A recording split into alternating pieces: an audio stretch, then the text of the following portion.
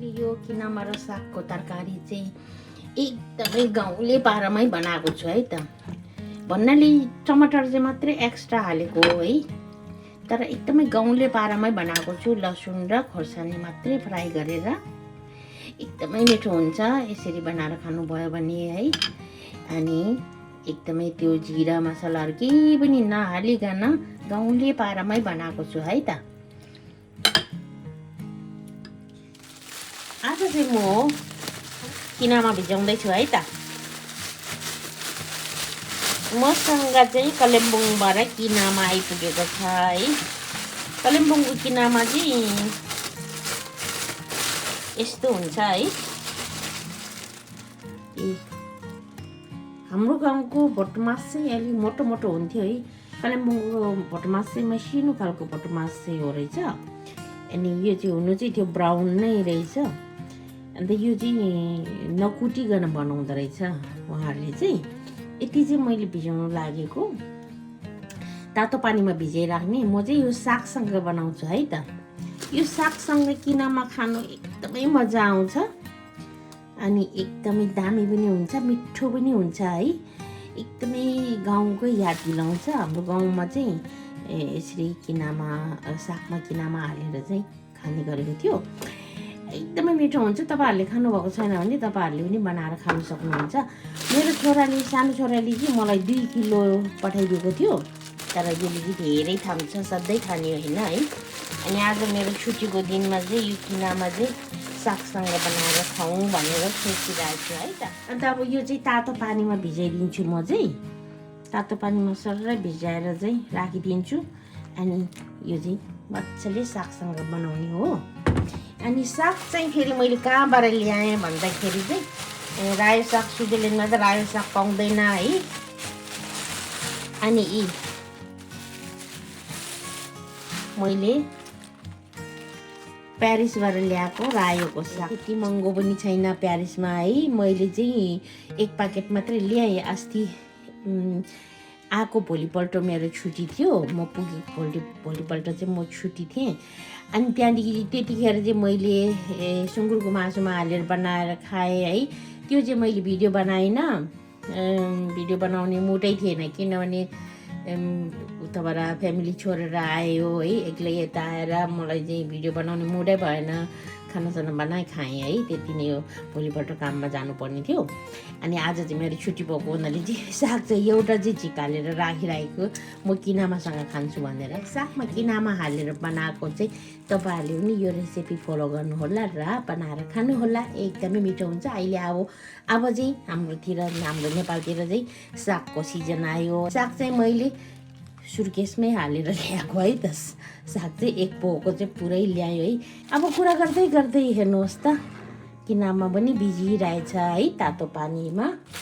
अनि त्यहाँदेखि चाहिँ म यो साग र अनि किनामाको तरकारी बनाएर खानेवाला छु है त। खानासँग, तातो तातो खानासँग किनामा र रायो साग मिसाएको तरकारी तपाईँहरूलाई पनि हेरेरै मात्रै भए पनि चित्त बुझाउनुहोस् है त। फेरि मैले पानी थपेँ है। यो चाहिँ फुल्छ। अनि एउटा छोप्नेले छोपिराख्ने बास आउँछ कि। कोही मान्छेलाई चाहिँ किनामाको बासहरू मन पराउँदैन। मलाई चाहिँ फरक पर्दैन। एकदमै किनामा भनेपछि त एकदमै मिठो लाग्छ मलाई। आज म आएको छु है त किनिमा र सागको रेसिपी लिएर तपाईँहरूको माझमा म पस्किँदैछु। मैले लिएको छु रायो साग है। रायो साग चाहिँ यति बचेको छ। यति रायो साग चाहिँ म यो किनामा चाहिँ मैले भिजाएर 2-3 घन्टा भयो। म रायो साग हालेर चाहिँ बनाउँछु है त। एकदमै मिठो हुन्छ। हाम्रो पूर्वतिरको चाहिँ एकदमै फेमस तरकारी हो है त यो। हाम्रो पूर्वतिर चाहिँ यो फेमस तरकारी रायो र किनामा विन्टरमा खाने तरकारी हो। यो चाहिँ समरमा त हामीले किनामा खाँदैन, मिठो पनि हुँदैन। र विन्टरमा चाहिँ रायो र किनामाको तरकारी चाहिँ एकदमै मिठो हुन्छ। त्यो मेरो घरमा बन्ने रेसिपी हो। अब त्यही रेसिपी चाहिँ तपाईँहरूको माझमा चाहिँ ल्याउँदैछु है त। अब हेर्नु होला मैले किनामा र रायो सागको तरकारी चाहिँ कसरी बनाउँदो रहेछ। सुकेको खोर्सानी चाहिँ छैन, धुलो खोर्सानी छ। अनि मैले यहाँ हरियो खोर्सानी लिएको छु 4वटा र 3टा लसुन लिएको छु। एउटा त एकदमै ठुलो छ है, अनि 2टा चाहिँ ठिकै छ। यो थोरै छ, थोरै क्वान्टिटीमा बनाउँदैछु म। आज एक्लै हो मेरो, म चाहिँ एक्लै भएको हुनाले चाहिँ मैले थोरै क्वान्टिटीमा बनाउँदैछु। र एउटा टमाटर नहाल्दा पनि हुन्छ, तर म आज टमाटर पनि हालेर बनाउँछु है त। टमाटर चाहिँ म यसरी थोरै ठुल्ठुलो काटेर बनाउँछु है त, किनभने बोकेर निकाल्नुपर्छ त मलाई, त्यही कारण टमाटरको चाहिँ यसरी ठुलो टुक्रा गरिदिन्छु। र अनि यो लसुनलाई पनि मसिनो काट्छु। अनि सुकेको खोर्सानी हाल्दा पनि हुन्छ, हरियो खोर्सानी हाल्दा पनि हुन्छ। सागसँग चाहिँ हरियो खोर्सानी नहालेको ठिक हुन्थ्यो, राम्रो देख्दैन है। त्यो खोर्सानी हालेको र नहालेको देख्दैन, तर पनि म हरियो खोर्सानी हाल्छु है। तपाईँहरूसँग छ भने चाहिँ सुकेको खोर्सानी हाल्नुभयो भने राम्रो देखिन्छ है त। त्यसको लागि चाहिँ मेरोमा सुकेको खोर्सानी नभएको हुनाले चाहिँ थोरै रातो पार्नुको लागि चाहिँ मैले यो टमाटर हालेको है त। किनामा मात्रै बनाउँदाखेरि चाहिँ हरियो खोर्सानी हाल्यो भने चाहिँ राम्रो देखिन्छ। र अनि रायो साग हालेको बेला चाहिँ सुकेको खोर्सानी हाल्यो भने राम्रो देखिन्थ्यो, तर मेरोमा सुकेको खोर्सानी नभएकोले चाहिँ आज म हरियो खोर्सानी हालेर चाहिँ बनाउँदैछु है त। साग चाहिँ एकदमै ठुल्ठुलो पत्ता भएको हुनाले चाहिँ म बिचबाट यसरी चिरा गरिदिन्छु है त, किनभने यो साग चाहिँ एकदमै मसिनो काट्नुपर्छ। किनामासँग मिक्स गर्ने साग चाहिँ एकदमै मसिनो काटेको हुनुपर्छ है त। किनिमा चाहिँ हाम्रो पूर्वतिर मात्रै खाइन्छ जस्तो लाग्दैछ मलाई है। धेरैले चाहिँ किनिमा भनेको के हो भनेर चाहिँ सोध्दैछ कि, त्यही कारण। अनि किनिमा भनेको चाहिँ भटमासबाट चाहिँ बनाएको हो। यो भटमासलाई उसिनेर अनि ओखलीमा कुटेर, पहिला त त्यस्तो गर्थ्यो, अहिले चाहिँ त्यस्तो गर्दैन रहेछ है। यो त कुटेको पनि छैन, यो कालिम्पोङबाट ल्याएको हो, त्यही कारण यो कुटेको छैन रहेछ। हाम्रोतिर चाहिँ किनिमा बनाउँदाखेरि चाहिँ भटमास मजाले उसिनिसकेपछि अनि त्यहाँदेखि ओखलीमा मजाले कुट्छ है। अनि त्यहाँदेखि चाहिँ पत्ताभित्र चाहिँ अनि सुताउँछ, अनि अलिक तातो ठाउँमा राखेर चाहिँ सुताइन्छ। अब हाम्रो पूर्वतिर त आइपुग्दैन, कालिम्पोङमा चाहिँ किन्नु पाउँदो रहेछ। अनि मैले चाहिँ जहिले पनि सालको एकचोटि कालिम्पोङबाटै किनेर चाहिँ ल्याउने गरेको छु है। तपाईँहरूसँग कुरा गर्दै गर्दै मैले साग पनि काटिसकेँ है। साग चाहिँ यसरी मसिनो काट्नुपर्छ है त। ल मैले साग काटिसकेँ। यो रायोको साग चाहिँ मैले भनिसकेको छु है, यो चाहिँ प्यारिसबाट ल्याएको हो। यहाँ चाहिँ अहिले रायो साग आफूलाई छैन भने चाहिँ यहाँ चाहिँ रायो साग किन्नु पाउँदैन। फर्स्टमा त हामीले एउटा कराई लिने, आफ्नो खानाको क्वान्टिटी अनुसारको कराई एउटा लिएको छु मैले, थोरै सानो। अनि हामीलाई चाहिन्छ तेल।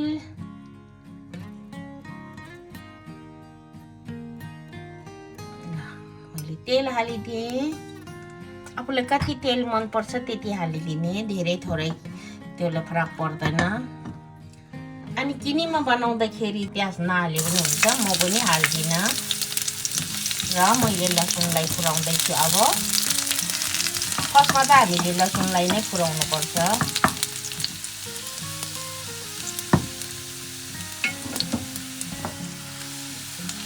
लसुनलाई चाहिँ खैरो गऱ्यो भने चाहिँ त्यसको टेस्ट चाहिँ मजाको आउँछ है। अब चाहिँ हाम्रो लसुन पनि खैरो भइसकेको छ।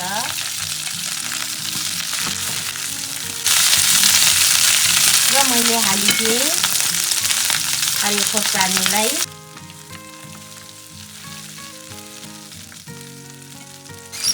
हरियो खोर्सानी हालेको साथसाथै बेसारलाई पनि हालिदिने।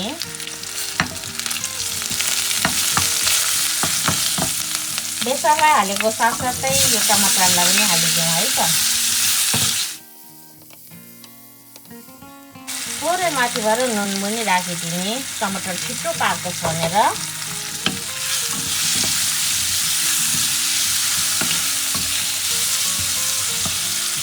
अब चाहिँ हामीले हाल्नुपर्ने हुन्छ किनिमालाई, यो भिजाएको किनिमालाई।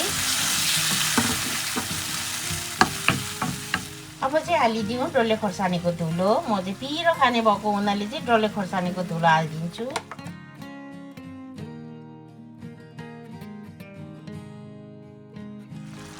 यसले हामीले छोपेर पाक्नु दिने। अब चाहिँ हाम्रो तरकारी फेरि हेर्ने अब एकचोटि। अब चाहिँ यतिको झोल भएको छ, फेरि छोपेर पाक्नु दिने। अब चाहिँ हाम्रो तरकारी फेरि बिर्को खोलेर चेक गर्ने है त पानी कतिको रहेछ।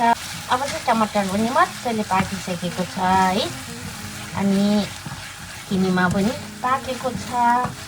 अब हामीले सागलाई हालेर चाहिँ मजाले सँगै फ्राई गरिदिनुपर्छ है त।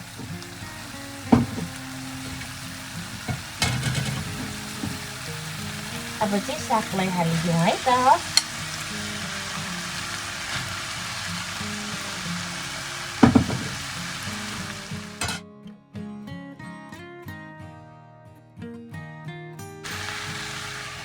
एकछिन छोपेर सागलाई बाफिन दिने। अब हाम्रो साग पनि थोरै बाफिसकेको छ है, थोरै चलाइदिने एकचोटि। अब हाम्रो साग नरम भइसकेको छ। अनि किनिमा बनाउँदाखेरि चाहिँ केही तामझाम धेरै गर्नु पर्दैन है त। लसुन र खोर्सानी चाहिँ पुऱ्याइदिने है। आफैमा एउटा नेचुरल टेस्ट हुन्छ। जिरा मसलाहरू केहरू केही पनि हाल्नु पर्दैन। नुन खोर्सानी लसुन पड्काउने भइहाल्यो। अब मैले चाहिँ आज किनभने सुकेको खोर्सानी नभएको हुनाले चाहिँ मैले चाहिँ टमाटर हालेको छु है। खासमा टमाटर हाल्नु पर्दैन, थोरै छोप्ने पकाउने। साग र किनामाको तरकारीमा चाहिँ झोल हाल्ने बेला भयो है त, पानी हाल्ने बेला भइसकेको छ। मैले तातो पानी उमालेको छु है। अनि आफूलाई कतिको झोल खानु मन लाग्छ त्यतिको चाहिँ झोल हालिदिने। थोरै पाक्नुको लागि मैले अलिक बेसी झोल हालेको छु है। बास्ना एकदमै राम्रो आएको छ, रायो साग र किनिमाको बास्ना। अब यो मजाले उम्लिनु दिने, थोरै पाक्नु दिने सागलाई।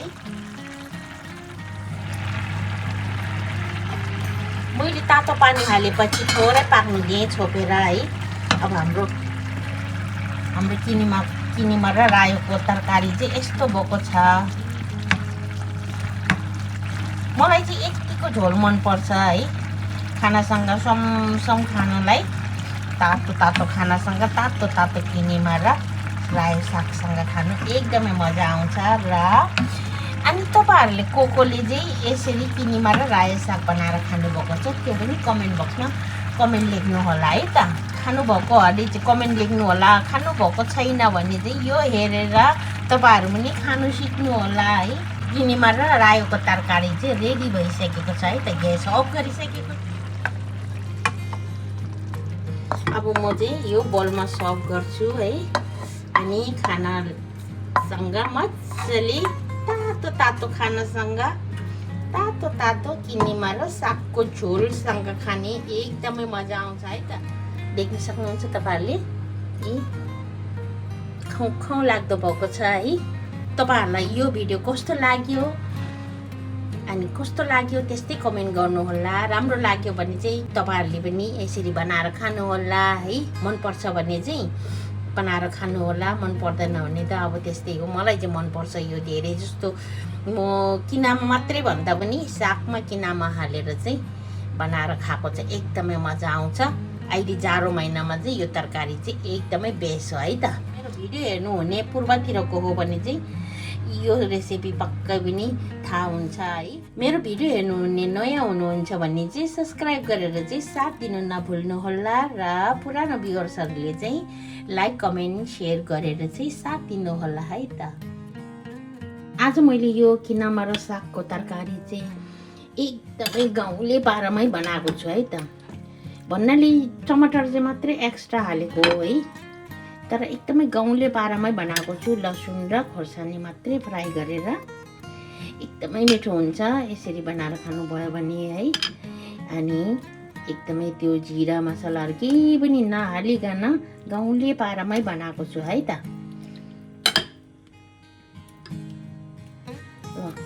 म चाहिँ खाना र तरकारी चाहिँ बराबर हालेर खान्छु। मलाई एकदमै मनपर्ने पनि हो यो।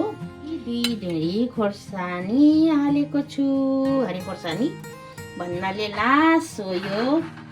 रातो रातो भइसकेको छ है। अब चाहिँ तातो तातो खाना खाने छु। इन्जोय तपाईँहरू पनि। म चाहिँ तातो तातो खाना खानु लागेको है त।